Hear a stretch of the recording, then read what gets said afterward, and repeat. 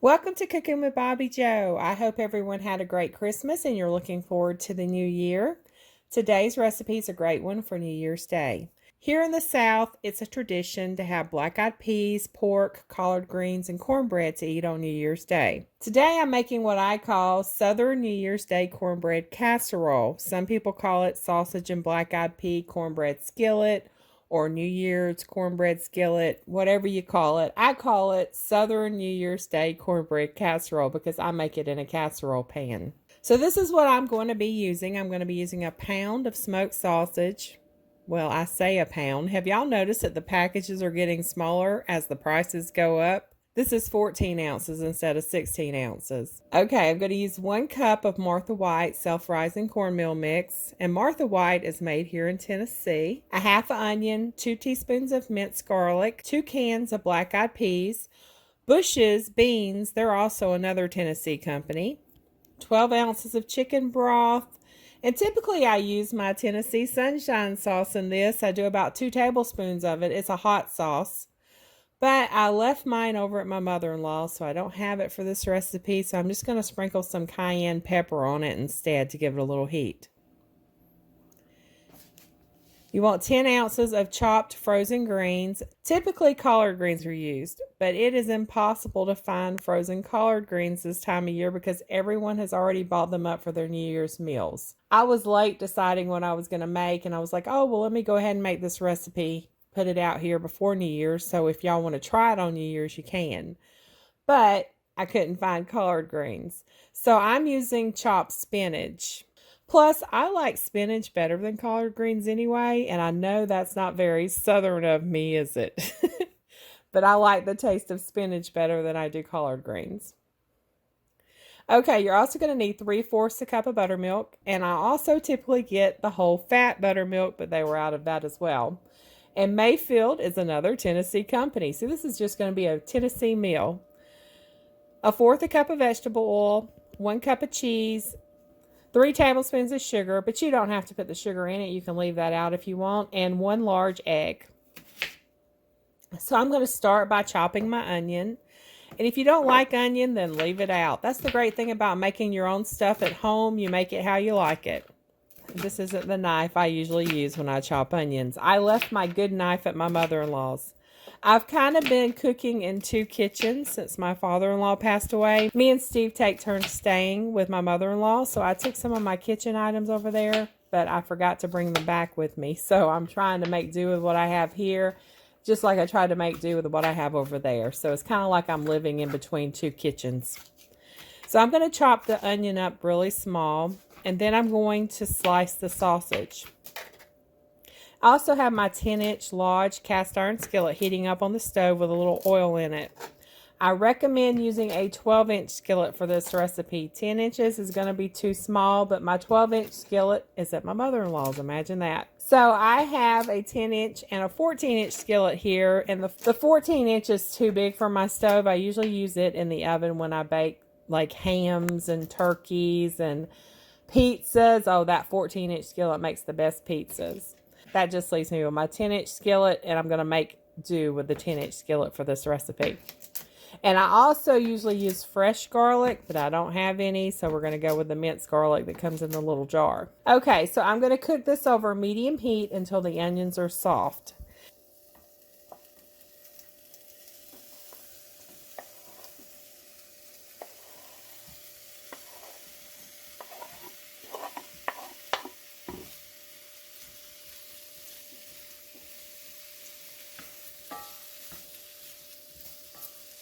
And while that's cooking, I'm going to press any excess water out of the spinach.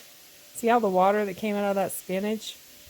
Okay, so a question for y'all. Do y'all have any New Year's Day traditions? We were always told eating black-eyed peas on New Year's Day would bring us luck and prosperity. And the more you ate, the more money you would come into.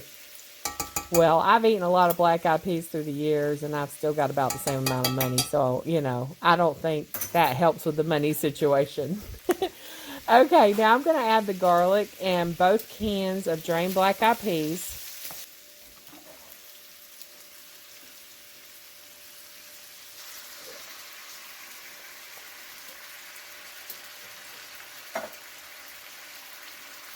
the greens,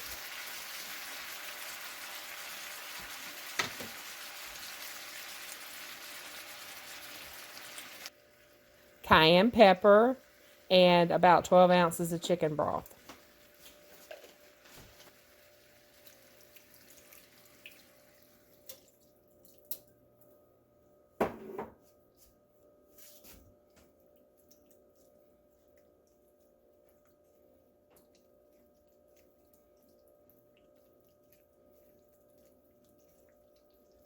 I'm going to bring it to a boil, and then I will let it simmer for about 10 minutes.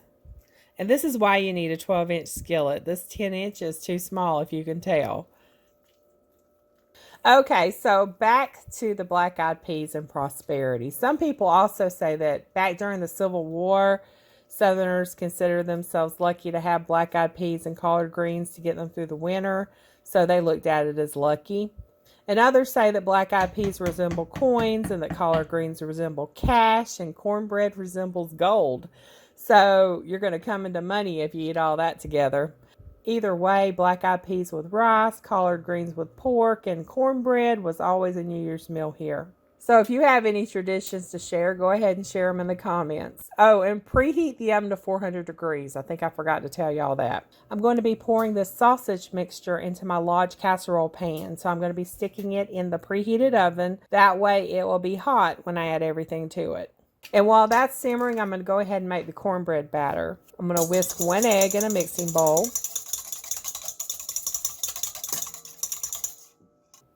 Add 1 cup of self-rising cornmeal mix. And this is a half a cup, so I will do 2 of these. That'll be a cup. And I like these stainless measuring cups.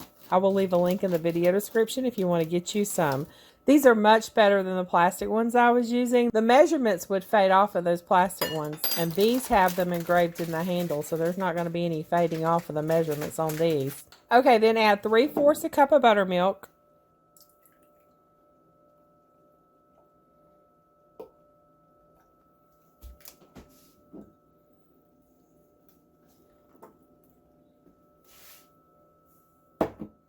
A 1/4 cup of oil and mix it all together.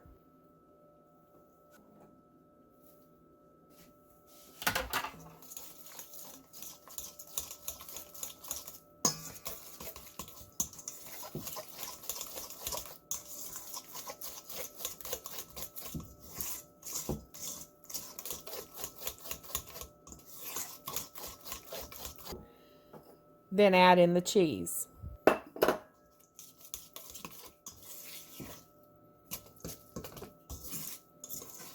I've removed my casserole pan from the oven and I'm pouring this sausage mixture in. Now you can do this all in one skillet. You do not need to do it in a casserole pan if you don't want to. Just make sure you use a 12-inch skillet if you want to do it all in the same skillet, because you want to make sure your skillet is large enough. You don't want this boiling over in your oven.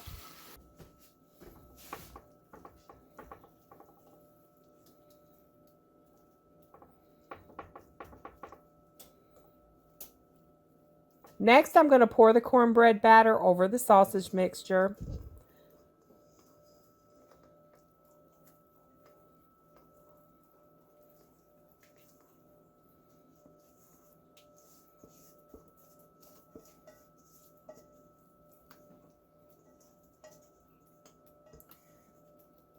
So you have your black-eyed peas, pork, greens, and cornbread all in one casserole pan. How about that?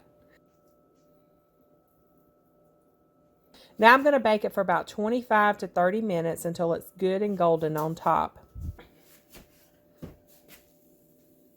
Look at that. This smells so good. Oh, let me get a slice of it.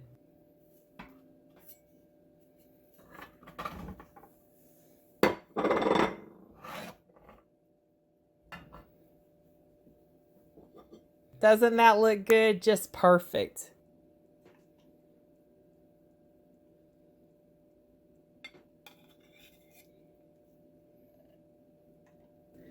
This is really good, y'all. It needs a little more hot sauce. So I'm going to take it over to my mother-in-law's and load it up with some hot sauce.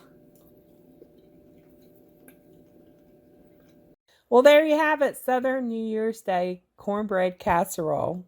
If you want to stay with a Southern New Year's tradition but do it a little differently this year, this is a great recipe that everyone is sure to enjoy. Thanks so much for watching, and I hope y'all have a very blessed New Year.